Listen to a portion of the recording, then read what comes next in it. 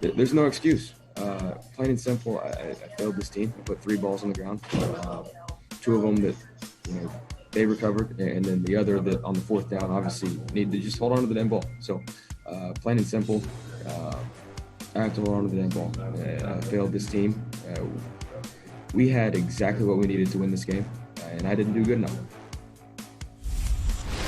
In other words, Baker Mayfield did some things that an idiot would do on Sunday, to borrow a turn of phrase that he used earlier this year in making the Dwight Schrute reference. Hey, look, Mayfield has gone back and forth and up and down. He's had some great games. He's had some bad games. And yesterday's game was a strange game for the Browns because out of the blue on Saturday, we find out they've got multiple guys going on to the COVID-19 reserve list. One guy tested positive, was a linebacker, but then multiple other guys, they're in the same hot tub, they're in the same recovery room. I thought they had specific rules on that to keep guys apart, and if they did, the Browns didn't follow them because they didn't have Jarvis Landry, they didn't have Rashard Higgins, they didn't have Donovan Peoples-Jones, they didn't have Kadarius Hodge, they didn't have 4 of their receivers. Kind of makes it hard to beat any NFL team when you're slapping it together like that, and the Browns just were flat all day long. Kudos to the Jets for finding some late season magic, beating the Rams and now beating the Browns, and they've got 2 wins, and goodbye to Trevor Lawrence. Trevor Lawrence won't get the chance to snub the Jets now, the way it's playing out. But the Browns had their chance, Chris. Even with all that, I thought the Browns would still win the game. I thought the Browns were the better team. I thought the defense would rise to the occasion, and they just couldn't make it happen. No, they could not. Even with the performance, overall, like Baker Mayfield did some good things yesterday. He really did. First off, I think the big thing to me, Mike, is just, again, it just shows that Stefanski, the mature way in which the Browns handle things. He really takes the blame there.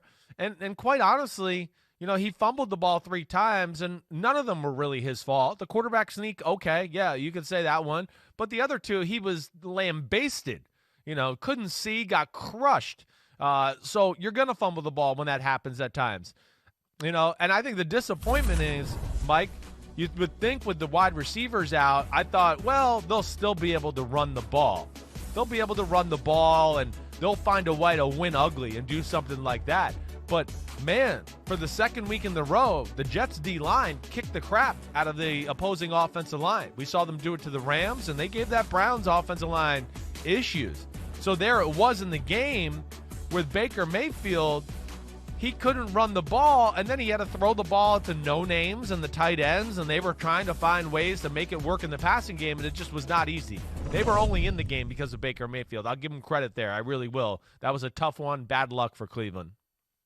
Yeah, and the Jets didn't have Quinnen Williams either, and that defensive line was still getting it done. The Browns' defensive line at one point seemed to have gotten it done with a strip sack that was returned for a touchdown by Malcolm Smith, the Super Bowl 48 MVP, and then it was wiped off the board because the ruling on the field, and it clearly was a fumble. It clearly was a fumble. And I think if the ruling on the field had been fumble, it would have been upheld on replay review. This is one of those. This is me trying to give Al Riveron and company the benefit of the doubt and say this is one where they applied the clear and obvious standard, the 50 drunks in a bar standard, a little bit too aggressively, and they just concluded that it's not so obvious that the ruling on the field was wrong that it justified overturning it. That's the best I can do. And even then, I still think they got it wrong. But I understand the process.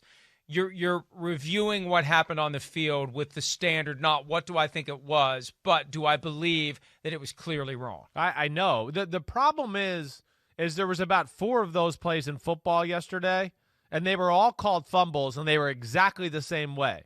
And I know it's like, okay, we're going to say what it was called on the field, but at some point, like if we have 5 plays and 3 of them were called, on the field, not a fumble, and 2 on the field were called a fumble, they're all the same 5. They're all the same 5, and they all have to be viewed the same way, is what you're saying. At this end of the day, like, you can't have one just go, well, that's not a fumble because it wasn't called that on the field, but that is a fumble because it was called that on the field, and the exact same thing happened. That, to me, is the issue right now with that. I don't get that. And I saw no joke, and I can't come up with it in my head right now, but there was 3 or 4 other plays like that yesterday that happened in football games. Dwayne Haskins comes to mind with one of them. I know there was 1 or 2 other, and I'm blanking out and choking under the pressure right now, and I can't remember. There was a play in the Vikings-Saints game on Friday where Kirk Cousins clearly had his arm moving forward. The ball was clearly out, but they let the play go on with the fumble, recovery, and return. And it made me think, and this is the Coach Dungy influence, because every once in a while he'll say, a memo went out. It made me think a memo went out to the officials saying or reminding them as the playoffs approach and the games have bigger stakes, let these plays go. We can always fix it later, because you can't, if there is a fumble recovery for a touchdown and it was ruled an incomplete pass, all you can do is give possession to the defense if there's evidence of a clear recovery as part of the evidence that they're looking at in replay review. I wonder whether that was done, and if that was the case, they screwed it up in New York, not at Park Avenue, but in New Jersey. They screwed it up by not calling it a fumble in real time and letting replay fix it if need be. That's the problem with deferring to replay to fix mistakes.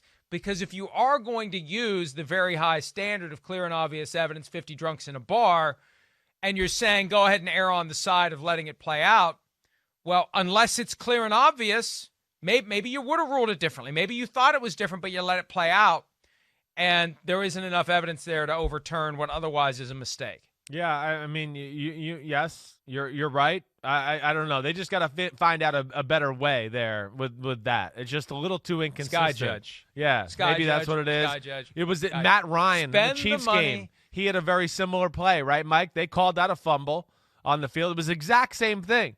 And I think there's even one more. I think Phillip Rivers might have had Did one. that get overturned, though? Did that one get overturned? There was one that was called a fumble that got overturned, right? I know, but I think that one stayed. I think that one stayed a fumble, if I remember correctly. I got to go back and look. There's too many damn Cousins games on play. Sunday. The Cousins play clearly was not a fumble, but they let it play out. Right. That's what made me think a memo went out to the officials. But if it did, that memo was not received, or if it was not read by the officials who worked the game between the Browns and the Jets. But the bottom line is, whether it was that or something else, the Browns had a chance. They didn't get it done. And now they could be, just like they were in 2007, 10-6 and out of the playoffs. And there's still a way they could be 11-5 and out of the playoffs, Chris. So Browns fans getting very, very nervous. I remember a few weeks ago, I think it was one of the first weeks we had Kornacki on Football Night in America, and they showed the Browns percentage at high 90s, and there it was entering week 16 at 94%, and I thought, man, that's kiss of death. And if the Browns blow this, it's going to feel worse than all those crappy years, because at least those years, it's over. In the years when the Browns are just bad start to finish, it's over by Halloween, and you can start following basketball or some other sport. To have your heart ripped out this late, and there it is, 94% entering this week, and it's now down to 68%. And if I'm a Browns fan, I don't like that 68%. I'm thinking it's a lot lower than that, and it's going to be a long week of worrying, Chris. Yes, and wondering if they're cursed, and how could this happen with COVID-19 the day before a football game? I mean, really, it's pretty unbelievable. And honestly, it's just funny, because that 2007 team was a little like this team, where I just go, man, if they get in, they could be dangerous, and you better watch out. But I don't know if they're going to get in. We'll see. And they're going to have a big one next week. For their benefit, I hope that Pittsburgh is resting a lot of their players and just getting ready for the playoffs, and we see Cleveland in it. I want to see the Browns in the playoffs.